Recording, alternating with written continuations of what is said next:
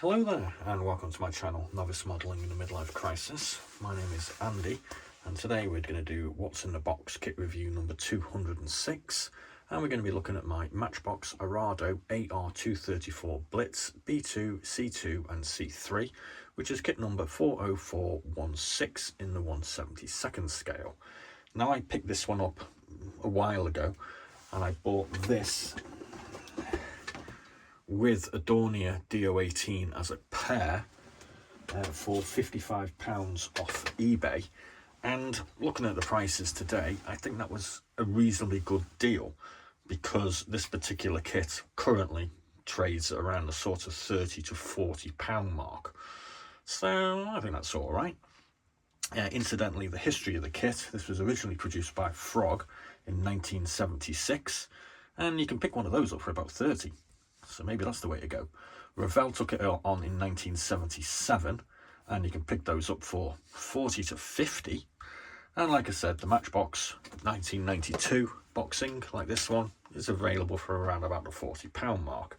So there are options to get hold of this. Some come with the V1 flying bomb, it appears, and some don't. So it depends on whether you want to use that or not.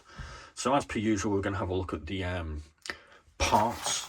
We're going to have a look at the instruction sheet as well, the decals. There's no actual blurb that comes with this, so I'm just going to read off Wikipedia in case you're not particularly familiar with this aircraft.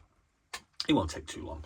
The Arado AR234 Blitz is a jet-powered bomber designed and produced by the German aircraft manufacturer Arado. It was the world's first operational turbojet-powered bomber, seen service during the final years of the Second World War. Development of the AR234 can be traced back to the latter half of 1940 and the request to tender from the Ministry of Aviation to produce a jet-powered high-speed reconnaissance aircraft. Arado was the only respondent with their E370 design. Whilst its range was beneath that of the Ministry's specification, an initial order for 2 prototypes was promptly issued to the company, designated AR234. While both of the prototypes had been mostly completed prior to the end of 1941, the Junkers Umo 004 turbojet engines were not available prior to February 1943. Due to engine unreliability, the maiden flight of the AR234V1 was delayed until 30th of July 1943. In addition to the original reconnaissance-orientated AR234A, the fast bomber AR234B model was developed in response to a request by the Ministry of Aviation. Due to a lack of internal space in the relatively slender fuselage, bomb loads of up to 1,500 kilograms had to be carried on external racks rather than internal bomb bays. Or it seems you could stick a V1 rocket on it as well. The AR234 was produced only in small numbers despite plans for production of 500 per month by late 1945. This was partly due to lack of available jet engines and other critical materials, for which the aircraft had to compete with other types, such as the Messerschmitt Me-262. Several models were proposed with alternate engines, cockpit improvements and adaptations for other roles, including a night fighter in late 1944. Aerial reconnaissance missions over enemy territory commenced. The AR-234 was almost entirely used to perform such reconnaissance missions, and it was in this capacity that it became the last aircraft flown by the Luftwaffe over the United Kingdom in April 1945. In its capacity as a bomber, the most prominent use of the AR-234 was the repeated attempts to destroy the Ludendorff Bridge of Remagen between 7th and 17th of March 1945. Many airframes were destroyed or captured on the ground due to a lack of serviceable engines. And incidentally, there was one of these available for your inspection, if you happen to live in the United States, that is, at the National Air and Space Museum, Stephen F. Udvar Hazy Center in Virginia, US. Number built 214, one surviving copy today. So, let's get these instructions looked at. So as we can see, section 1, we're going to put our 2 pieces of the fuselage together with a couple of just little bits on the back. Number 2, we're going to look at the undercarriage. Number 3, we're going to assemble the tail. Number 4 is these extra Walter HKW 109 500A1 Rato units. I think that's a rocket assisted takeoff engine. Ratto, I think that's what it means. Number 5, we're going to put our wings together. Number 6, we've got a couple of, not too sure what they are, bombs, the external fuel tanks they are. Number 7, we've got an AB500 bomb. Number 8, we have an SC100 Herman bomb. Number 9 is cockpit assembly with a pilot. So we've got the glazed sections to put together. Number 10, we have our jet engines to assemble. Number 11, this is a difference, so we have an either or cockpit selection to make here between 9 and 11. Number 12, we've got some double engines to make. So again, that's the B-2 bomber, and this is the C-2 and C-3, so there are options here. Number 13 is construction of the V-1 flying bomb. Section 14 is putting these parts together, so we can see we've got engine number 10 with rocket assisted takeoff engines and the cockpit. And then number 15, it's with these dual engines as depicted on the cover art with our V1 bomb on a rack on the top. Number 16 appears to be assembly without the V1. And number 17 is attacking a whole load of bombs and other bits and bobs to the under section. 19, this is for the same thing with different attachments on the underneath with different engines. And number 19 is the different configuration as well. So there's loads of interesting options with this kit. It's kind of cool. We can see here 20, we have a black and white camouflage splinter pattern. Number 21, we have this rather interesting speckled variation.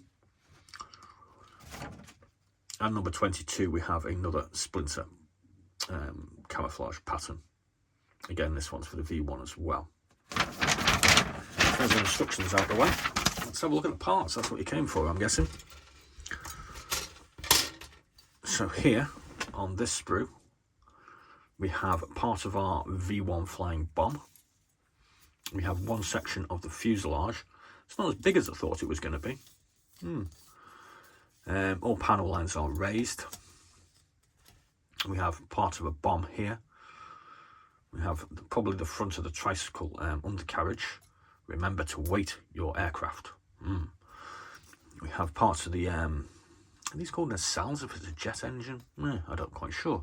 So with parts of the jet engine here, we have 2 landing gear wheels. I'm not too sure what those parts are for. We have an engine part here, another engine part here. I'm not too sure what they are either. So that's our first sprue out of the way. And then we have another one. This has a section of wing, again, raised panel lines. Parts of the jet engines.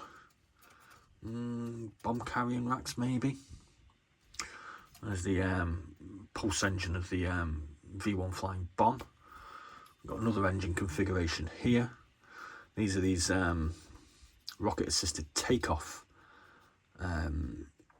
pods, and it appears that you need to cut out these sections, because on here it's definitely a frame, but on here it's all in one piece. Nasty. And we have another wing surface there as well. And we've got more wing surfaces on this sprue. We have one of our pilots. These are these dual engines. We have parts of the landing gear. This is going to be our base of the V1 flying bomb and another part of the pulse engine. Not too sure what they are. And another wing surface here. And concluding the parts, we've got a bit of flash on our tail. It's no big deal. Got another part of the fuselage. Appears to have some sort of detail going on the inside there, or maybe that's just a flaw, I'm not too sure. Got more parts of the engine, twin engines. That's going to be parts of the 2 options on the fuselage front. We've got another bomb here. External fuel tank by the look of it. Possibly another bomb there as well. So that concludes our look at the sprues. I mean, it's a pretty basic sort of kit, I suppose, and if it all goes together well, shouldn't really take too much time. Here we have our 2 options on our glazed fuselage covering. Not too sure which ones go where. And last but not least, we have our decal section, which seems to be yellowed a little bit. As we can see, this is printed in Germany by Revell, so it's not a Matchbox one. It would appear that sort of, you know, Matchbox sort of borrowed this off Revell after they took it from Frog when Frog went bust, I think. So that kind of makes sense. So we've done a review previously on our Heinkel HE115 by Matchbox. We're also going to be doing a review on this Dornier Do-18 flying boat. Whoops. And then we're going to do a review on our Do335A6, and that will pretty much conclude my Matchbox collection. The only other one I've got is a Gloucester Gladiator. So I hope you enjoyed that little look at this kit. I think the £55 I paid for this in the Dornier represents pretty good value for money. I'm pretty happy with it. It's a very interesting aircraft, and it's a very interesting option to have this V1 flying bomb attached to the top. When I get to build this with my 720 kits, I quite frankly haven't got a damn clue. But it will be coming up at some point over the next 15 years that I anticipate it will take to make all my kits. So I hope you enjoyed that. Please do like and subscribe. And of course, check out some of the other 205 What's in the Box kit reviews that we have on the channel. If you haven't subscribed yet, please do so. There will be more of my kit stash coming up soon, along with the obvious occasional builds and delves into other bits of interesting modelling stuff. So this is Andy, the Novice Modeller, signing off, and as always, be seeing you.